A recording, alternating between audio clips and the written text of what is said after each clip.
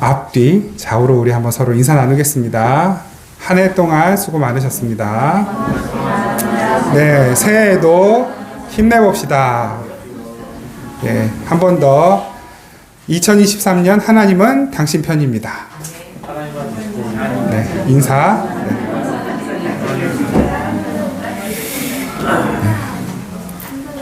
네, 오늘도 우리 편으로 우리와 함께 계시는 우리 아버지 하나님 앞에 성령과 진리 안에서 2023년 첫 주일 예배를 하나님께 올려드리겠습니다. 다 함께 묵도하시겠습니다.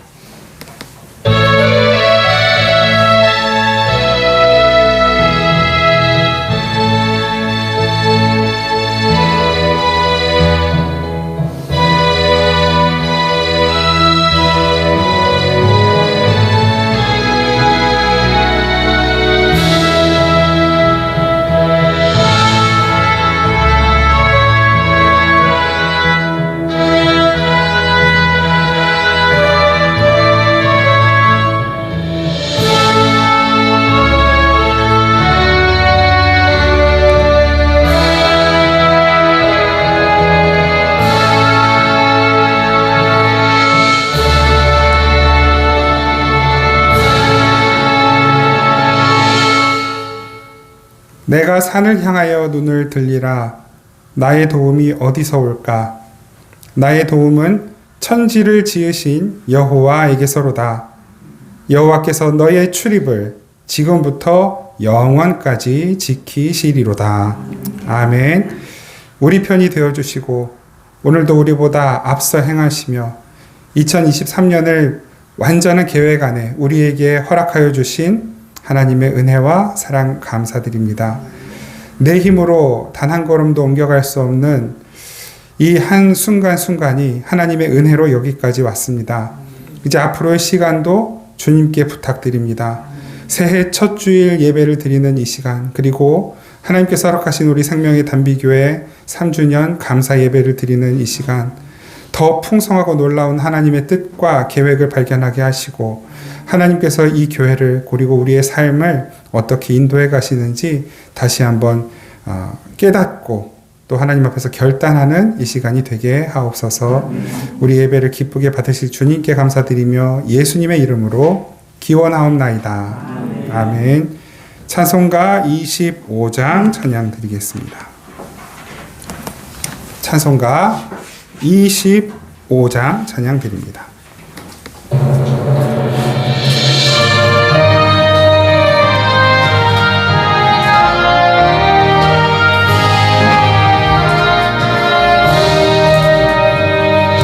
멸류관 벗어서 주 앞에 드리세. 저 천사 기쁜 노래가 온 땅에 퍼지네. 내 혼악 깨어서 주 찬송하여라. 온 백성 죄를 속하신 만왕의 왕일세. 멸류관 벗어서 주 앞에 드리세. 그 손과 몸의 상처가 영광 중 빛나네. 하늘의 천사도 그 영광 보고서 고난의 신비 알고자 늘 흠모하겠네. 멸류관 벗어서 주 앞에 드리세. 온 세상 전쟁 그치고 참 평화 오겠네. 주 보좌 앞에서 온 백성 엎드려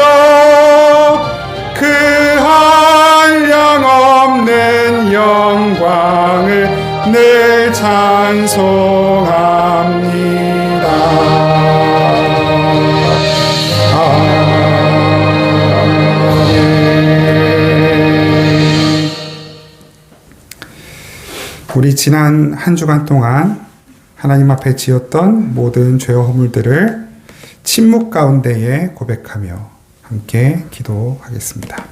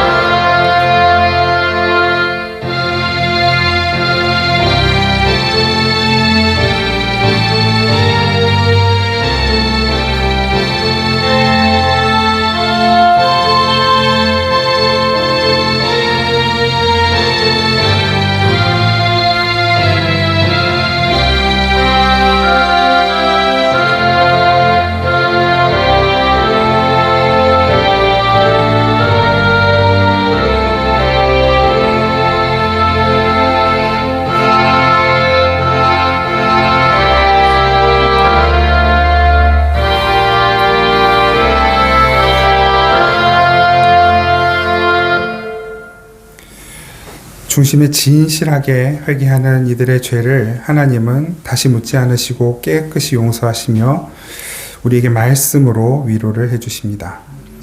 주는 선하사 사죄하기를 즐거워하시며 주께 부르짖는 자에게 인자함이 후하심이니이다. 아멘.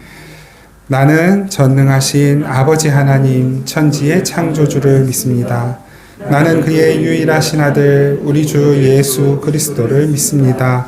그는 성령으로 잉태되어 동정녀 마리아에게서 나시고 본디오 빌라도에게 고난을 받아 십자가에 못 박혀 죽으시고 장사된 지 사흘 만에 죽은 자 가운데서 다시 살아나셨으며 하늘에 오르시어 전능하신 아버지 하나님 우편에 앉아 계시다가 거기로부터 살아있는 자와 죽은 자를 심판하러 오십니다.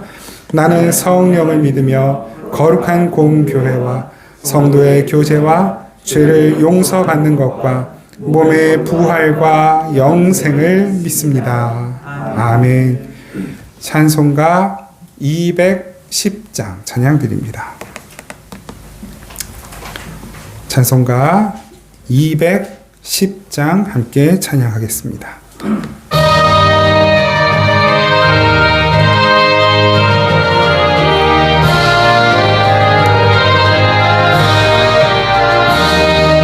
시온 성과 같은 교회 그의 영광 한없다.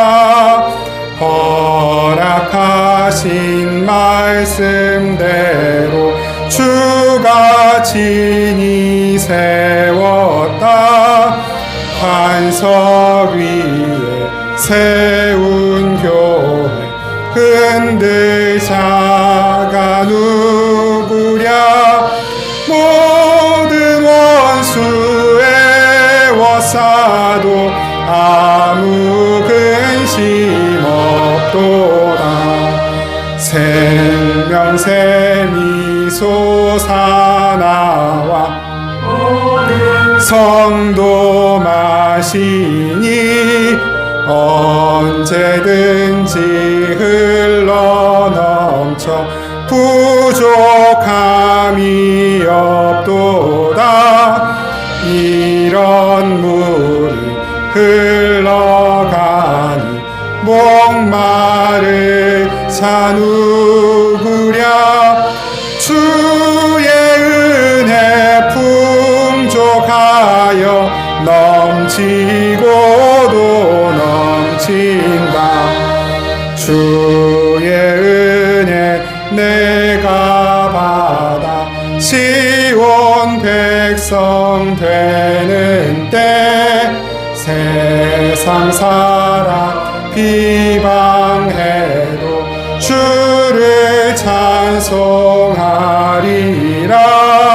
세상 헛된 모든 영광 하지만 개 같으나 주의 자녀 받을 복은 영원 무궁하도다.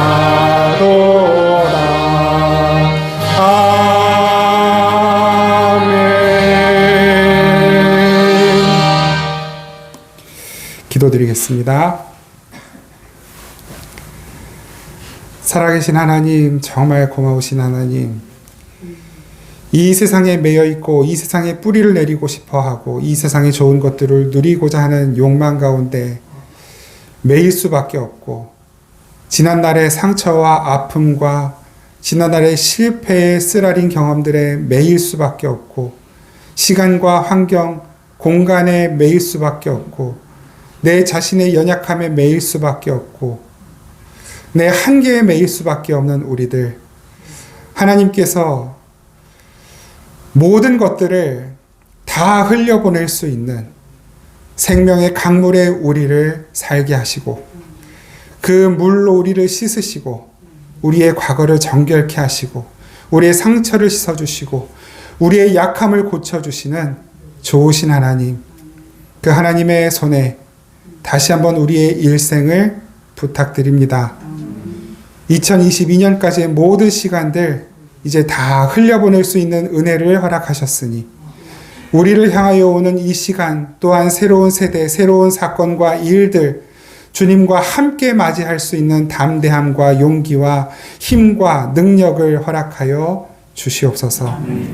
하나님, 우리 개인도, 가정도, 교회도, 그리고 이 나라도, 온 세계도 혼란스럽기 그지없는 시대를 살아가고 있지만, 주님께서 모든 것들을 다 살피고 계시고 완전하게 통제하고 계시고 완벽하게 세우신 계획 안에서 모든 것을 하나하나 만들어 가시고 이루어 가시는 줄 믿습니다.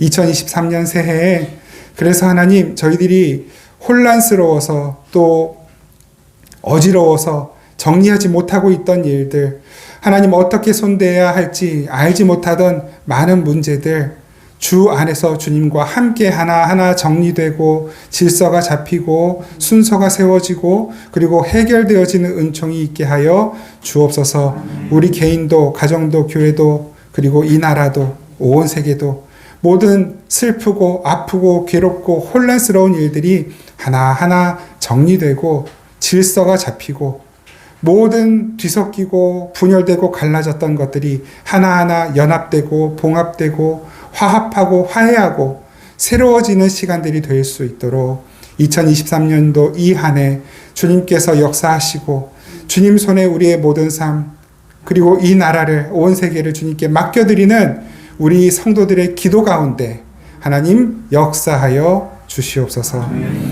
우리 교회가 지금까지 정말 아무것도 주님 앞에서 선한 것이 없는데도 하나님께서 이 교회를 세우셨고 하나님의 손으로 이 교회를 여기까지 인도해 주셨습니다.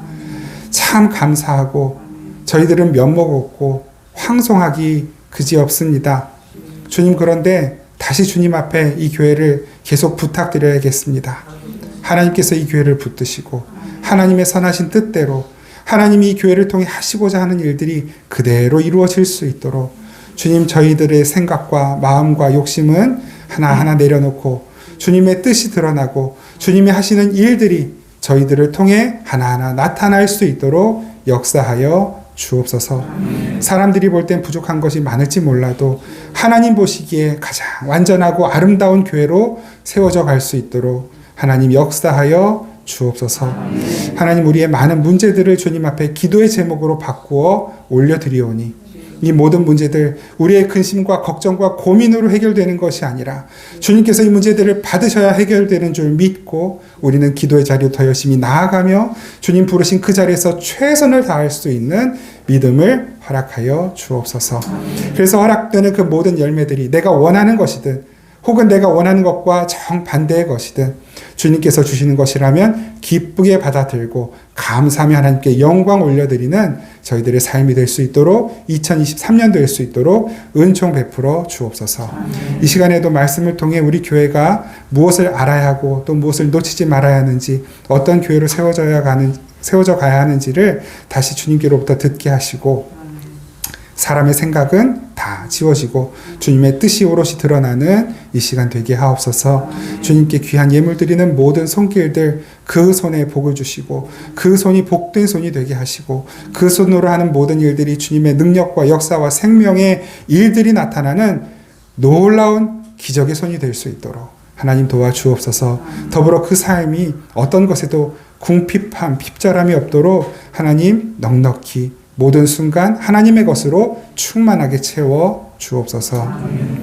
오늘도 함께 하신 주님 감사드리고 예배 끝까지 역사하시고 인도하시 주님을 기대하며 우리 주님 예수 그리스도의 이름으로 기도드립니다. 아멘. 우리 하나님 말씀 함께 보겠습니다. 창세기 19장 16절 말씀. 창세기 19장 16절 말씀 우리 한 목소리로 함께 받들어 읽습니다. 시작.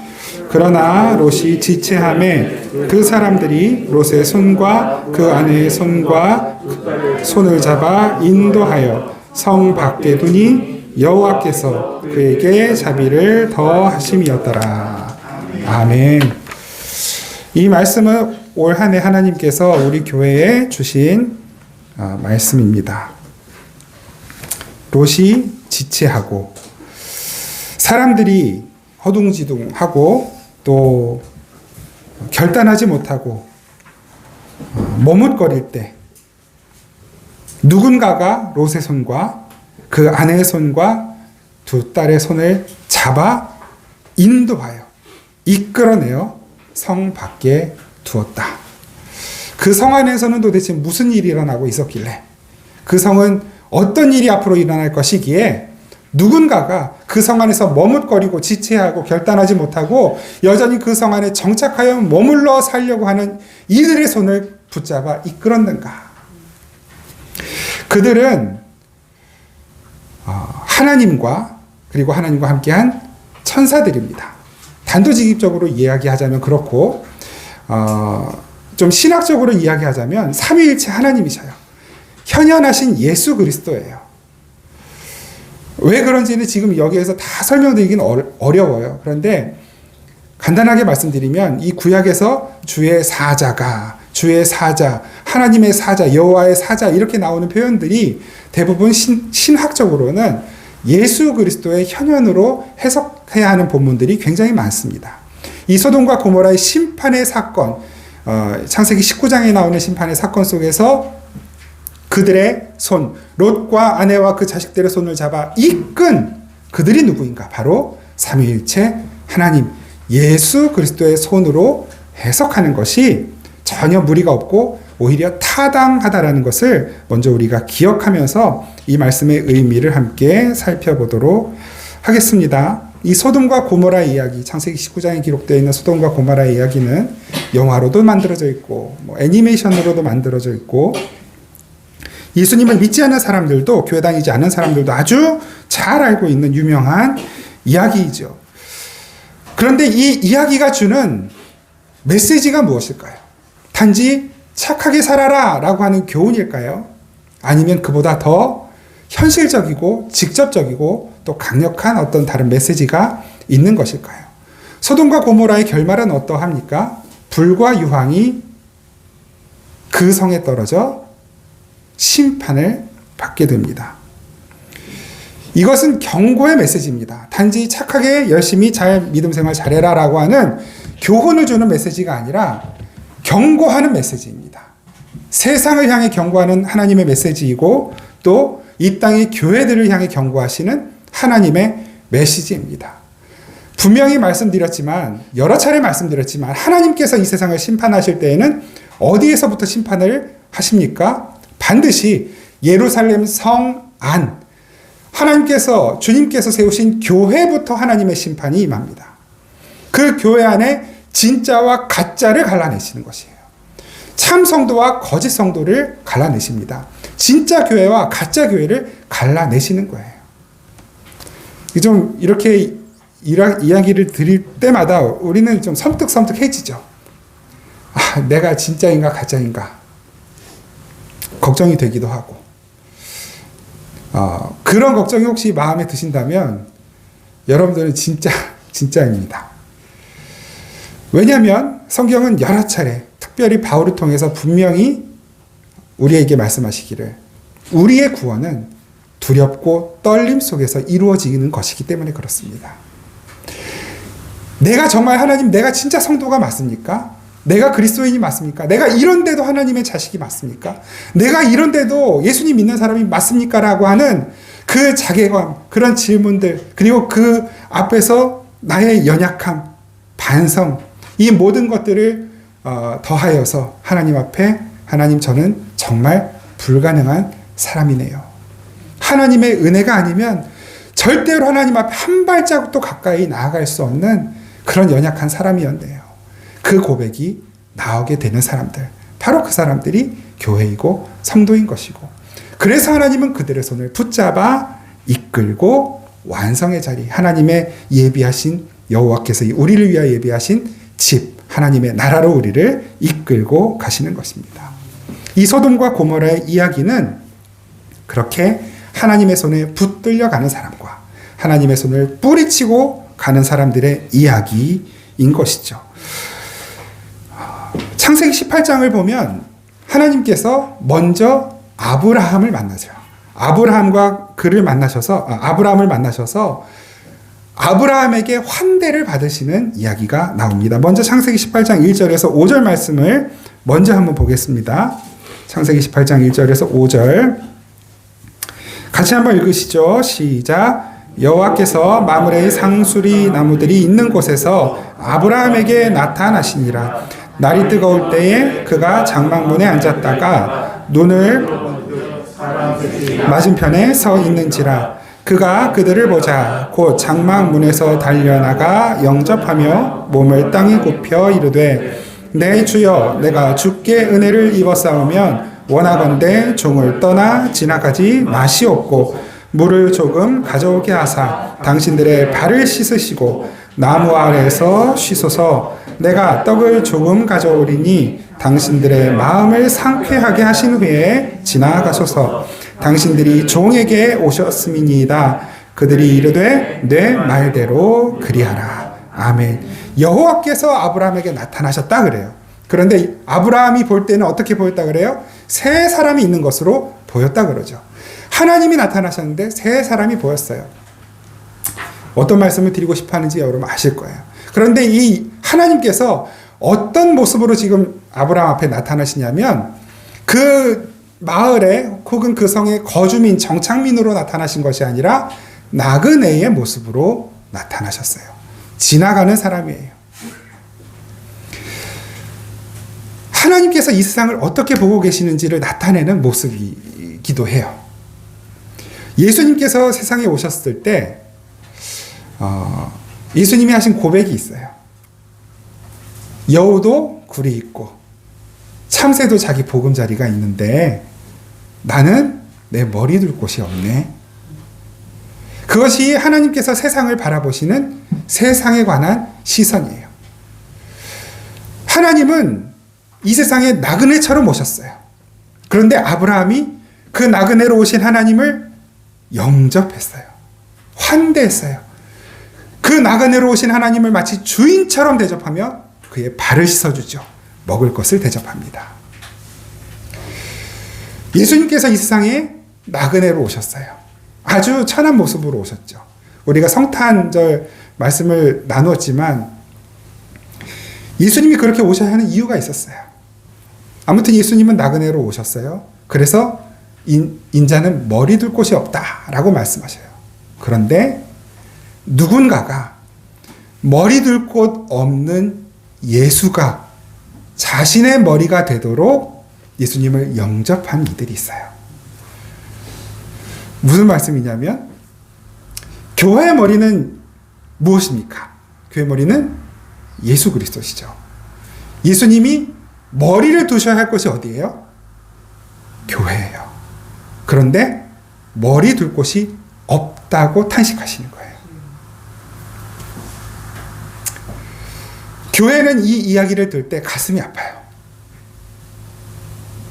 주님, 제 머리를 내려놓고 예수님을 저의 머리로 두겠습니다. 그게 교회예요. 내 머리를 내려놓는 게 뭡니까? 죽음이죠. 자기 부인이에요. 내 머리를 내려놓아야 예수님이 내 머리가 되시는 거예요.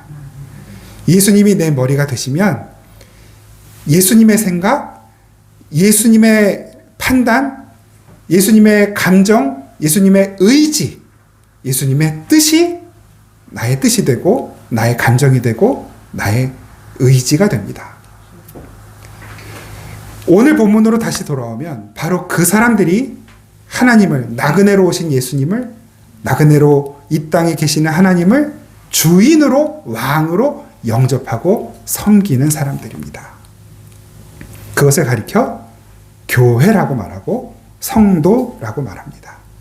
반대로 그 하나님께서 이 세상을 향하여 말씀하시는 경고 혹은 구원의 메시지를, 복음을 가볍게 농담처럼 여기는 이들이 있어요.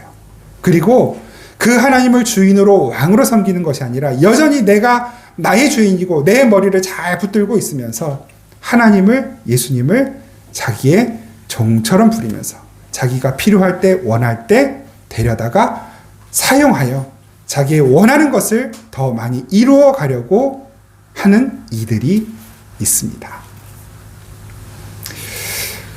제 표현입니다만은 그들을 정착민, 성 안에 거주하는 거주민이라고 한번 표현을 해보겠습니다. 이 세상에 사는 이들을 그렇게 여러 가지 나는 구분하는 기준들이 있겠지만 그렇게 한번 둘로 구분을 해보자고요. 이 세상에 정착하여 사는 사람, 그리고 이 세상을 나그네처럼 사는 사람. 누가 이 세상을 나그네처럼 살까요? 나그네처럼 오신 예수님이 머리가 된 사람들이겠죠. 교회가, 성도들이 이 세상을 나그네처럼 살아가는 사람들이란 말입니다. 그 나그네는 나그네의 심정을 알고 그 나그네의 목적지가 어딘지를 알아요. 그리고 그 나그네가 이 세상에서 무엇을 해야 하는지를 아는 사람들이에요.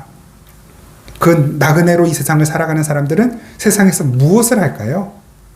예수님께서, 나그네로 오신 예수님께서 세상에서 하신 일들을 하다가 똑같이 그 뒤를 밟아 예수님의 발자국을 뒤밟아 가는 사람들이 교회인 것이고 성도인 것입니다. 예수님도 그래서 말씀하시잖아요. 나를 따라올 거야? 나를 따라오려면 내가 진 십자가 지고 내가 간 것처럼 나를 따라와야 해.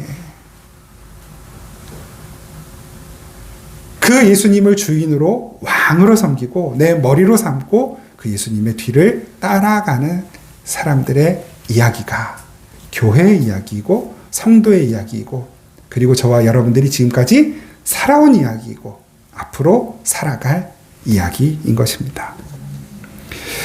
이렇게 아브라함은 나그네로 오신 하나님을 잘 영접했어요. 그런데 그 성 안에, 소돔 고모라 성 안에 사는 사람들이 어떻게 그 나그네로 오신 하나님을 대하는지 한번 볼까요? 창세기 19장 4절 5절 말씀.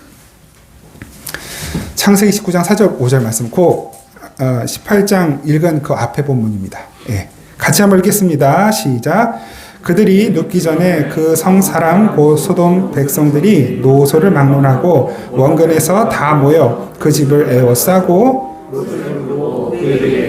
오늘 밤에 네게 온 사람들이 어디 있느냐 이끌어내라, 우리가 그들을 상관하리라. 하나님, 똑같은 하나님이셔요. 아브라함에게 먼저 들리셨어요. 창세기 18장에서. 그리고 그 하나님이 이제 롯이 사는 곳에 들리신 거예요. 그런데 그 성 안에 있는 사람들이, 아브라함은 하나님을 잘 주인으로 잘 대접해 드렸죠. 그런데 그 성 안에 있는 사람들은 그 하나님을 어떻게 대하고 있는 거예요? 아름답거든요. 예쁘거든요. 멋있거든요. 내 정욕을 채우기에 사용하겠다는 거예요. 그들을 이끌어내놔라 라고 외치는 것이죠. 여러분, 이렇게 이 세상에 정착하여 이 세상에 있는 것들을 누리고 이 세상의 쾌락과 즐거움을 내 삶의 목적으로 삼는 이들이 있는 것입니다. 이들의 모습은 그대로 사사기에서 이어져요. 사사기 19장 22절에서 24절 말씀, 제가 세번역 본문으로 한번 읽을게요. 한번 눈으로 따라가 보십시오. 사사기 19장, 그들이 한참 즐겁게 쉬고 있을 때에 그 성읍에 불량한 사내들이 몰려와서 그 집을 둘러싸고 문을 두드리며 집주인인 노인에게 소리 질렀다. 노인의 집에 들어온 그 남자를 끌어내시오. 우리가 그 사람하고 관계를 좀 해야겠어. 그러자 주인 노인이 밖으로 나가서 그들에게 말하였다. 여보시오 젊은이들, 제발 이러지 마시오. 이 사람은 우리 집에 온 손님이니 그에게 악한 일을 하지 마시오. 제발 이런 수치스러운 일을 하지 마시오. 여기 처녀인 내 딸과 그 사람의 첩을 내가 끌어내다 줄 테니 그들을 데리고 가서 당신들 좋을 대로 하시오. 그러나 이 남자에게만은 그런 수치스러운 일을 하지 마시오. 창세기 이 소돔 고모라 성에 있는 사람들의 모습과 똑같죠. 이 이야기는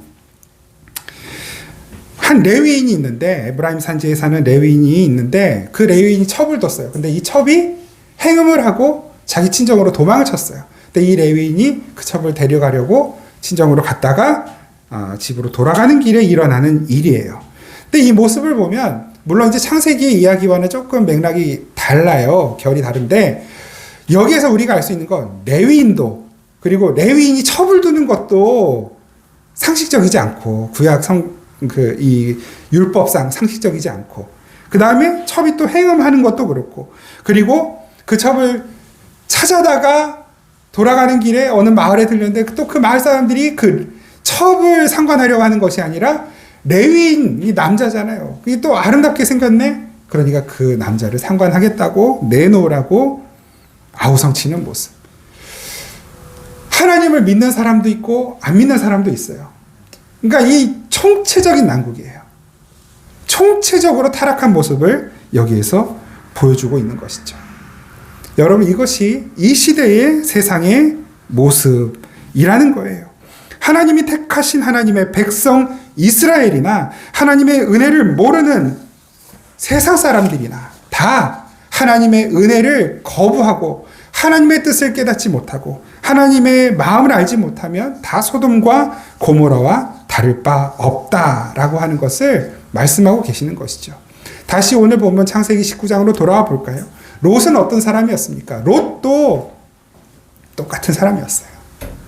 이 세상에 정착하여 거주하면서 이 세상의 좋은 것들을 누리고 살려고 그것을 삶의 목적으로 삼았던 사람이에요. 그래서 아브라함이 너 이쪽 갈래 저쪽 갈래 했을 때 자기 마음에 좋은, 자기 볼 때 아름다운 것을 선택하여 간 것이 소돔 성 아닙니까? 그게 그 롯의 삶의 목적이었어요. 그런데 다 똑같은 죄인이고 다 똑같이 불벼락을 맞아 심판을 받아야 하는 이들인데 왜 롯은 살아났냐고요. 왜 롯은 살아났냐고요.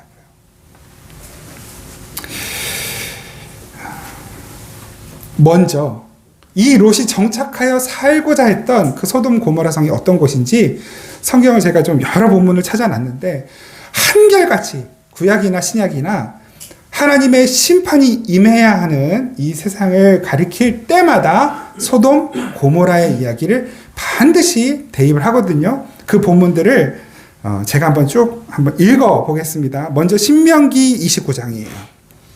신명기 29장, 이것도 세 번역인데요. 제가 한번 읽어 보겠습니다. 신명기 29장 21절에서 26절. 주님께서는 그런 사람을 이스라엘의 모든 지파 가운데서 구별하여 이 율법책의 언약에 나타나 있는 온갖 저주대로 그들에게 재앙을 내리실 것입니다. 당신들의 뒤를 이어 태어나는 자손과 먼 나라에서 온 외국 사람들이 주님께서 이 땅에 내리신 재앙과 질병을 보고 또 온 땅이 유황불에 타며 소금이 되어 아무것도 뿌리지 못하고 나지도 않으며 아무 풀도 자라지 않아서 소금이 되어, 재밌죠? 이게 지금 소돔과 고모라의 그 롯의 아내가 소금 기둥이 된 것을 알고 이야기를 하는 거예요. 아무 풀도 자라지 않아서 주님께서 맹렬한 분노로 멸망시키신 소돔과 고모라와 아드마와 스보임과 같이 된 것을 보면서 물을 것입니다. 모든 민족이 묻기를 어찌하여 주님께서는 이 땅에서 이런 참혹한 일을 하셨을까? 이토록 심한 분노를 일으키신 것은 무엇 때문일까? 할 것입니다. 그러면 사람들이 대답할 것입니다. 그들은 주께서 이집트 땅에서 그들의 조상을 인도하여 내실 때 주 조상의 하나님과 세운 언약을 버리고 그들이 알지도 못하고 주님께서 허락하시지도 아니한 신들을 따라가서 섬기고 절하였다 할 것입니다. 이런 이야기예요. 심판의 이유가 뭐라고요? 하나님이 주신 언약을 버려요. 그리고 하나님이 허락하시지 않은 신은 하나님밖에 없잖아요. 나 여호와 외에는 다른 신이 없다고 말씀하시잖아요. 다른 신이 없는데 사람들이 신을 만들어서 그 신을 하나님인 것처럼 섬기고 있는 거예요. 그들 위에 하나님의 심판이 임하는 것이죠.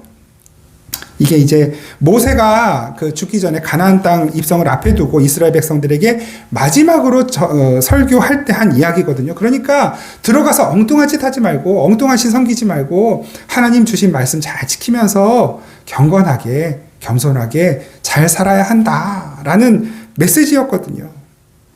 결국 그렇게 살지 못했죠. 이사야 13장 19절 열국의 열왕이요 갈대아 사람의 자랑하는 놀이개가 된 바벨론이 하나님께 멸망당한 소돔과 고모라 같이 되리니. 예레미야 50장 40절 여호와의 말씀이니라 하나님께서 소돔과 고모라와 그 이웃 성읍들을 뒤엎었듯이 거기에 사는 사람이 없게 하여 그 가운데 머물러 사는 사람이 아무도 없게 하시리라. 악한 세력을 대표하는 대명사가 이 이사야 예레미야 시대의 바벨론, 아수르였거든요. 근데 그 바벨론을 가리켜 소돔 고모라, 멸망당할 소돔 고모라라고 말씀하시는 거예요. 마태복음을 볼까요? 신약에서 어떻게 말씀하시나? 마태복음 10장 14절에 15절 예수님께서 복음을 받아들이지 않는 자들의 멸망을 지금 말씀하시는 거거든요. 누구든지 너희를 영접하지도 아니하고 너희 말을 듣지도 아니하거든 그 집이나 성에서 나가 너희 발을 먼지를 떨어버리라. 내가 진실로 너희에게 이르노니 심판날에 소돔과 고모라 땅이 그 성보다 견디기 쉬우리라. 지금 예수님께서 제자들을 세상으로 파송시키시는 장면이에요. 그러니까 이제 훈련이죠. 세상으로 파송하여 진짜 하나님 예수님의 뜻대로 예수님의 마음으로 한번 사는 연습해봐라. 복음을 전하는 그 믿음으로 사는 faith mission, 믿음의 사역, 믿음의 삶을 한번 살아봐라. 보내시는데 제자들이 복음을 전할 때 그 복음을 받아들이지 않는 이들이 있을 거라고 말씀하시는 거예요. 근데 그들의 결말은 어떠하다? 소돔과 고모라와 같이 심판을 받는 자들이 된다라고 말씀을 하시는 것이죠. 예수님의 말씀이에요. 유다는 어떻게 말할까? 유다서 1장 7절 소돔과 고모라와 그 이웃 도시들도 그들과 같은 행동으로 음란하여 다른 육체를 따라가다가 영원한 불의 형벌을 받음으로 거울이 되었느니라. 이 당시에 타락한 도시들의 모습을 소돔과 고모라에 비유합니다. 베드로 어떻게 말할까요? 베드로 후서 2장 6절 소돔과 고모라 성을 멸망하기로 정하여 죄가 되게 하사 후세에 그 뒷세대죠. 우리들까지 포함하는 거예요. 경건하지 아니할 자들에게 본을 삼으셨으며. 소돔과 고모라가 본이라는 거예요. 지금 이 시대의 본. 그러니까 하나님을, 예수님을 정말로 주인으로 섬기고 잘 모시는 이들이 있고 이 세상의 즐거움에 뿌리를 내리고 정착하여 하나님과 예수님의 말씀이나 메시지나 복음이나 장차 나갈 하나님의 나라에 관해서는 조금도 신경 쓰지 않는 이들이 있고 그렇게 저는 막 이렇게 둘로 막 이렇게 갈라치는 걸 별로 좋아하진 않지만 성경은 너무나 명확하게 그렇게 둘로 구분해 주는 거예요. 창세기 18장과 19장 아브라함과 그리고 소돔 고모라.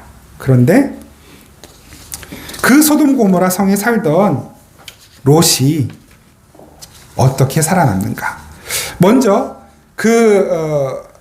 하나님께서 소돔 고모라 성에 찾아가셔서 롯과 그 가족에게 똑같은 경고의 메시지를 전하시는데 어떤 반응을 나타내는지를 먼저 한번 보겠습니다. 창세기 19장 14절, 16절, 26절 창세기 그 뒤에 조금 몇 번 지나가시면 있습니다. 제가 우리 같이 한번 읽으시죠. 창세기 19장 14절, 16절, 26절입니다. 시작. 롯이 나가서 그 딸들과 결혼할 사위들에게 말하여 이르기를 여호와께서 이 성을 멸하실 터이니 너희는 일어나 이곳에서 떠나라 하되 그의 사위들은 농담으로 여겼더라. 그러나 롯이 지체함에 그 사람들이 롯의 손과 그 아내의 손과 두 딸의 손을 잡아 인도하여 성 밖에 두니 여호와께서 그에게 자비를 더하심이었더라. 롯의 아내는 뒤를 돌아보았으므로 소금 기둥이 되었더라. 아멘. 하나님의 말씀을 농담처럼 여기더라는 것입니다. 그냥 우스갯소리, 신화, 전설, 그냥 옛날 이야기, 소설.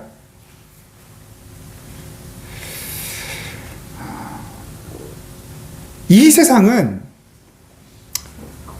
하나님의 심판의 징조들을 보고 있음에도 불구하고 그것을 하나님의 심판의 징조로 여기지 않습니다. 그러면서 여전히 자신의 욕심대로 정욕대로 행하고 하나님의 말씀을 조롱합니다. 물, 불, 심판, 창세기 노아의 홍수, 소돔과 고모라의 멸망, 이 모든 것들이 지금도 교회를 통하여 세상에 선포되고 있음에도 불구하고 세상은 교회를 통해 주신 하나님의 메시지를 농담처럼 여겨요. 이건 베드로가 이야기한 것이기도 하죠. 제가 한번 이 베드로의 베드로 사도의 고백을 경고를 한번 받들어 읽어드리겠습니다. 베드로후서 3장 3절에서 10절이거든요.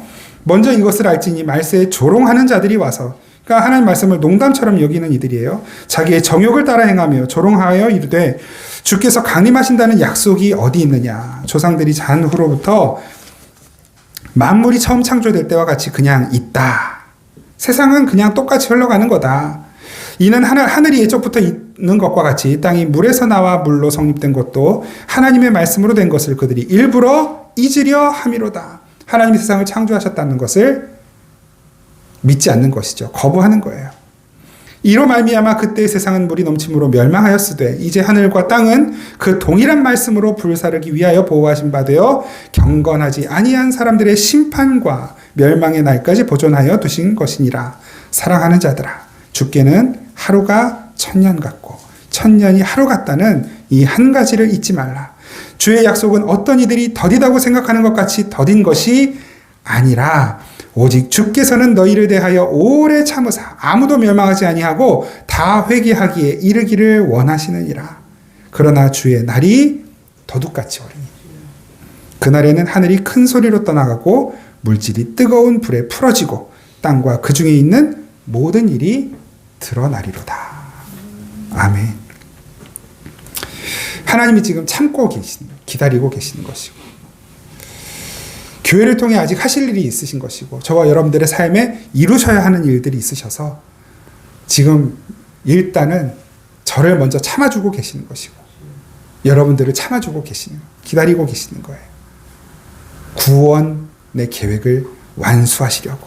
그런데 이게 언제 끝나는지 몰라요. 분명한 것은 곧 끝난다는, 곧. 도적같이. 이제 뭐 학기가 이제 뭐 끝나고 우리 아이들도 이번 주간 안에 방학하고 그렇게 될 텐데 기한이 정해져 있고 스케줄표가 나와 있으면 그거에 맞춰서 뭔가 대비하고 준비를 할 수가 있어요. 근데 하나님은 그 스케줄표를 공개 안 하시는 거예요. 예수님에게도 공개를 안 하셨어요. 그래서 그때가 언제입니까? 물었더니 그날은 나도 모르고 천사들도 몰라, 아무도 몰라. 오직 아버지만 아신다. 예수님께 승천하실 때 사람들이 언제 다시 오십니까? 그랬어요. 그랬더니 뭐라고 대답하셔요? 네 알 바 아니다. 그러셔요. 네 알 바 아니다. 그냥 곧 온다. 이렇게 말씀하셨어요.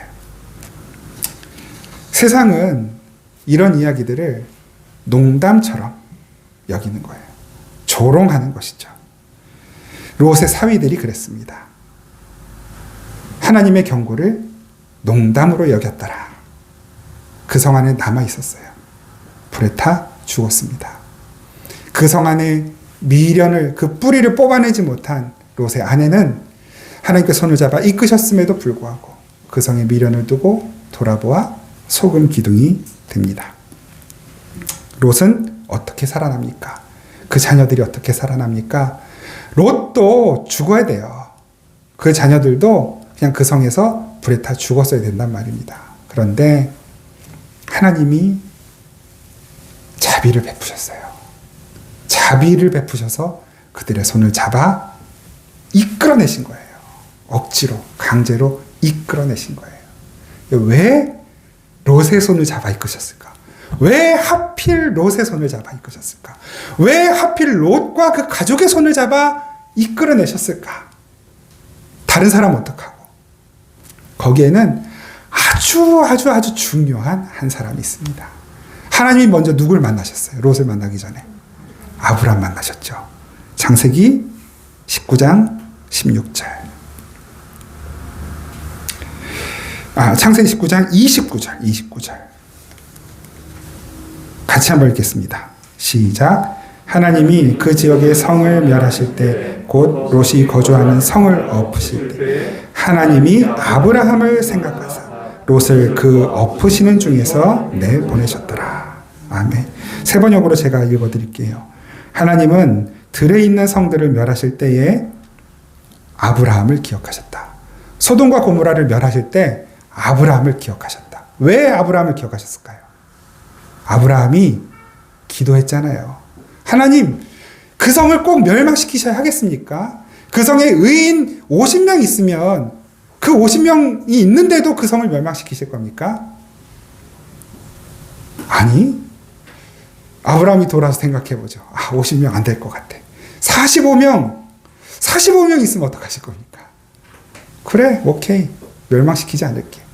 40명은요? 그래, 멸망시키지 않을게. 또 자신이 없어. 30명은요? 20명은요? 10명은요? 오케이. 멸망시키지 않을게. 왜 하나님이 이렇게 약속하셨을까요? 하나님은 아시는 거예요. 그 성에 의인 10명이 없는 걸 아시는 거예요. 아브라함이 기도했어요. 하나님이 그 성을 멸망시키실 때 아브라함을 기억하셨어요. 그래서 아브라함의 기도 때문에 아브라함을 사랑하셔서 롯의 손을 잡아 이끄신 거예요. 주 예수 그리스도를 믿으면 너와 너의 집이 구원을 받는다 그러시죠. 반드시 여러분 때문에 여러분 주변에 있는 여러분 옆에 있는 여러분이 사랑하시는 그분이 반드시 구원받을 것입니다. 여러분들의 기도를 기억하시고 하나님이 그 사람의 손을 이끌어내실 것입니다. 여러분들의 아버지, 여러분들의 어머니, 여러분들의 남편, 여러분들의 아내, 여러분들의 자녀들이 여러분들의 기도로 말미암아 하나님의 구원을 받게 될 것입니다.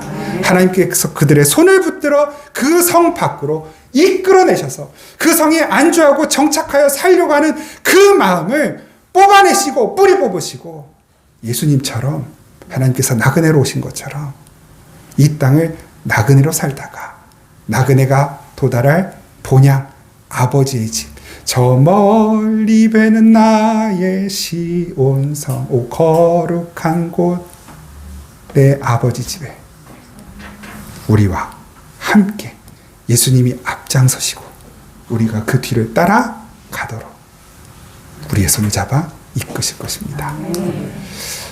이번 한 해 하나님께서 우리 교회에 주신 말씀입니다. 우리가 기도할 때 내가 늘 사랑하는 이들의 손을 잡아 이끌어 가겠다. 언제 그 일이 이루어질지는 우리도 장담 못하지만 우리의 할 일은 뭐예요? 아브라함처럼 의인이 없는 줄 알지만 하나님 그 성에 의인 10명만 있어도 구원하시렵니까? 그 고백은 하나님, 내 힘으로, 내 가능성으로, 내 실력으로, 내 경험으로, 내 경륜으로는 안 되는 일인 거 제가 잘 압니다. 그 구원 하나님 손에 달려 있습니다. 여러분, 그것이 우리가 할 일이에요. 하나님이 구원해 주십시오. 그 영혼이 하나님 손에 있습니다. 우리 이 한 해, 지금 계획은 5월 마지막 주쯤, 우리 예수님 믿지 않으시는 가족들을 같이 초청해서 그냥 한번 하루 같이 놀려고 그래요. 막 이렇게 제가 거창하게 막 복음 전하고 저 그런 거 잘 못해서 그냥 같이 놀려고 그래요. 같이 맛있는 고기 구워 먹고 놀려고 그래요. 그 중에 하나님께서 임하셔서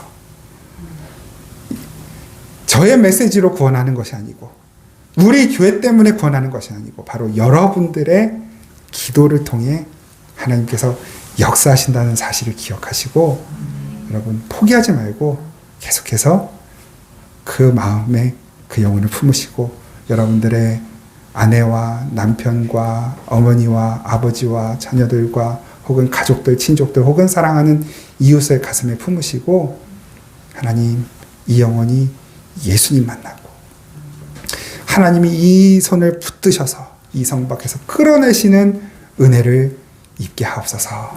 지금부터 우리 같이 기도했으면 좋겠습니다.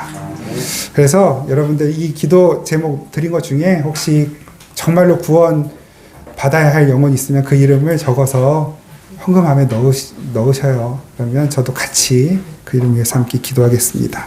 우리 시간 함께 찬양하겠습니다.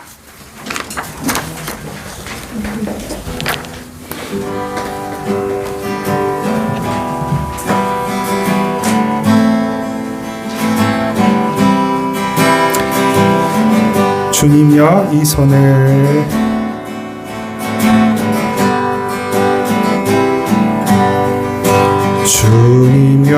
주님여 이 손을 꼭 잡고 가소서. 약하고 피곤한 이 몸을 폭풍우 흑암 속 해치사 빛으로 손잡고 날 인도하소서. 인생이 힘들고 고난이 겹칠 때 주님여 날 도와주소서. 외치는 이 소리 귀 기울이시사 손잡고 날 인도하소서. 1절만 한번 다시 고백합니다. 주님여 이 손을 꼭 잡고 가소서. 약하고 피곤한 이 몸을 폭풍우 흑암 속 해치사 빛으로 손잡고 날 인도하소서. 우리 시간 잠시 함께 기도하겠습니다. 하나님, 먼저 이 연약한 자의 손을 꼭 붙잡아 주십시오. 자꾸만 하나님 손을 뿌리치고 싶어 하고 내가 원하는 좋은 곳으로 달려가려고 몸이 먼저 반응하는데 하나님이 이 몸을, 이 손을 붙들어 주셔서 늘 하나님 곁에 머무르게 하옵소서. 기도하시고 하나님, 내가 사랑하는 내 가족, 또 내가 마음에 품고 있는 바로 그 사람 하나님 구원하셔서 주님이 그 손을 잡아주시고 주님이 이끌어 구원의 은혜를 베풀어 주옵소서. 하나님 이 교회를 이끌어 주옵소서. 하나님 우리 가정을 이끌어 주옵소서. 우리 시간 잠시 함께 기도하겠습니다. 하나님, 다시 한번 주님 손에 저의 손을 부탁드립니다. 하나님, 주님의 손에 우리 사랑하는 가족의 손을 부탁드립니다. 하나님, 주의 손에 아버지 구원받아야 하는 우리 이웃의 손을 부탁드립니다. 아버지, 이 지역 주민들의 손을 주님 손에 부탁드립니다. 하나님 붙들어 주십시오. 하나님이 그 손을 잡아 이끌어 주십시오. 주의 자비하심으로 이끌어 주십시오. 하나님, 우리의 기도를 들어주시고 하나님 우리를 기억하셔서 우리가 기도했다는 것을 기억해 주셔서 하나님 구원받아야 할 그 영혼 주님께서 붙들어 이끌어 주십시오. 이 세상을 나그네로 오신 예수처럼 우리도 이 세상을 나그네로 살다가 주님과 함께 주님 나라 들어갈 수 있도록 영원한 내 본향, 우리의 본향, 우리 아버지 집으로 들어갈 수 있도록 하나님 우리의 손을 이끌어 주옵소서. 이 교회가 그렇게 주님 사랑하시는 이들의 손을 붙잡고 함께 주님 나라로 가는 아버지 귀한 사역 감당할 수 있도록 도와주옵소서. 하나님, 우리의 가정이, 이 나라와 민족이, 온 세계 열방이 아버지 주의 손에 붙들려 이끌려갈 수 있도록 아버지 하나님 도와주시고, 그것을 바라보는 아버지 믿음의 도를 허락하여 주시고, 수시로 날마다 우리에게 말씀하시며 친절하게 우리를 불러일으키시는, 깨워주시는 주님의 음성에 아버지 우리가 아버지 신중하게, 또한 진실하게, 또한 감사하며 반응하고 순종할 수 있도록 주님 도와주시옵소서. 우리 삶의 역사시 주님 기대합니다.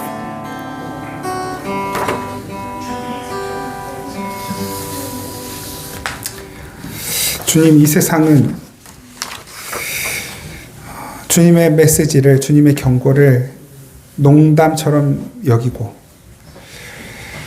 이제 곧 임할 주님의 심판의 때를 아무 생각 없이 맞이해야 하지만, 그러나 주님, 우리의 기도를 들으시는 줄 압니다. 교회에, 이 땅에 세우신 주님의 몸된 교회의 기도를 들으시는 줄 압니다. 그리고 하나님, 우리가 사랑하는 가족을 위해 기도하는 우리의 기도 소리를 주님 들으시는 줄 압니다.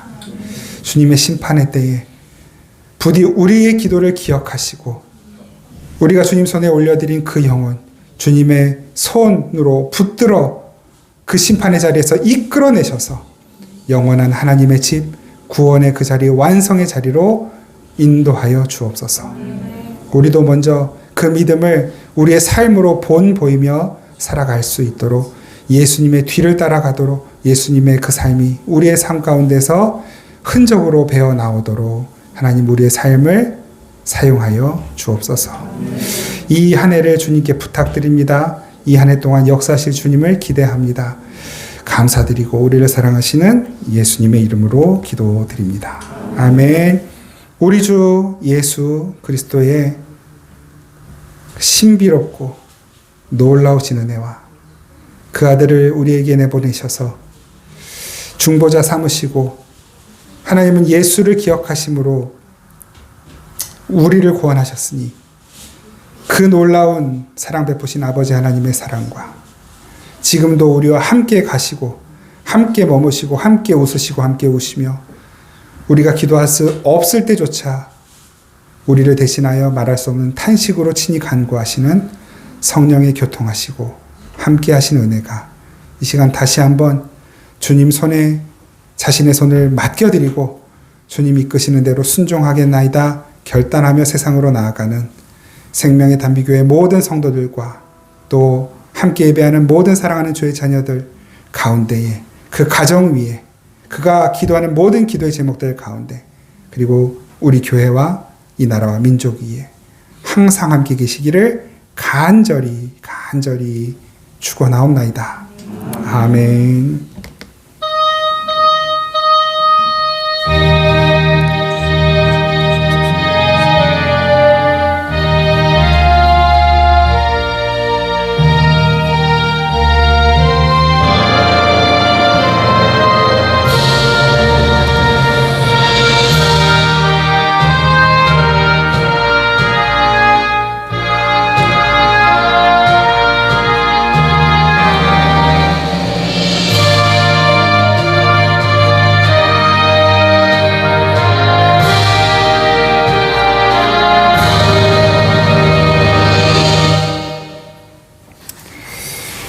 감사합니다.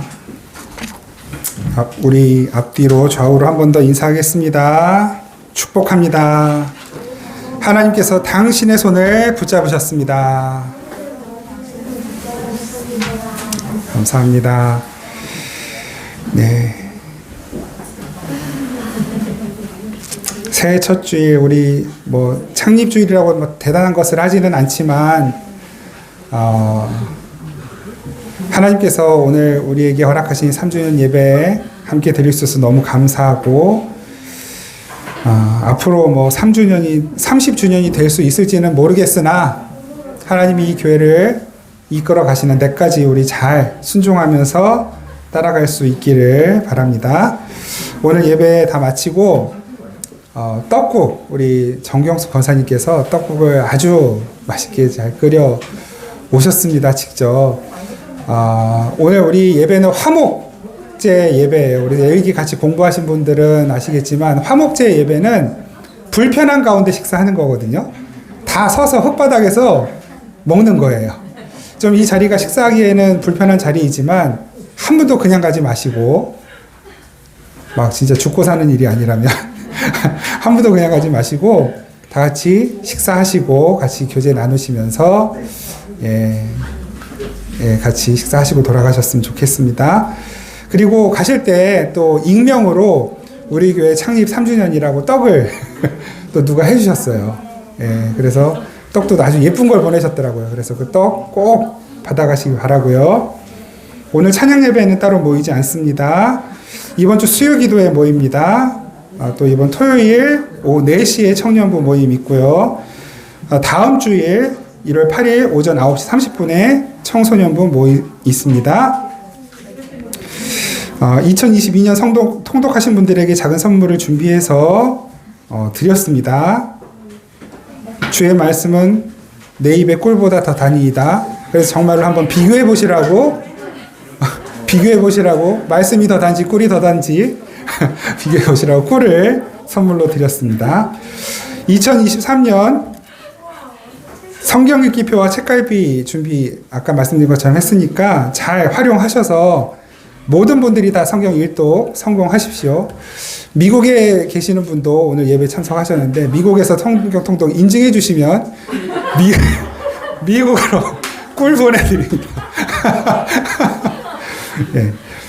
하여튼 꼭 우리 다 성경 일독 성공합시다. 그리고 우리 주유미 선생님이 아동부 친구들 그리고 그 청소년부 친구들을 위해서 쿠키 선물을 준비해 주셨어요. 한 가정에 하나씩 받아가시기를 바랍니다. 내일부터는 로마서 말씀으로 묵상글을 보내드리도록 하겠습니다. 보내드리면 괜찮을까요? 네. 우리 하여튼 원하시는 분들 모든 분들께 다 보내드리도록 하겠습니다. 너무 감사합니다. 이제 우리 같이 맛있는 떡국 타임